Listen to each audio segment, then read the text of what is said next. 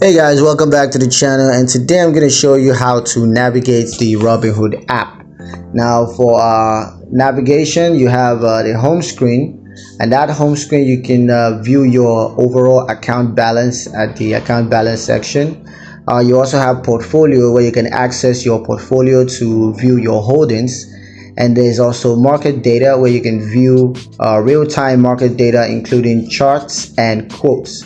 Now at the bottom navigation bar you have home, where you can return to the home screen at any time. You also have discover, where you can explore new stocks, ETFs and options. You also have trade, where you can buy or sell stocks, ETFs and options. And then there's an account, where you can access your account settings and history. Now on the trade screen you have a search bar, where you can search for stocks, ETFs and options. You also have order types, where you can choose from market limit, stop limit and other order types. You also have order quantity, so you can enter the number of shares or contracts. And then you also have confirm order, where you can review and confirm your order details. Now on the portfolio screen you have holdings, and there you can view your current holdings including stocks, ETFs and options. There's also performance, where you can track portfolio's performance over time, and dividends, where you can view your dividend payments.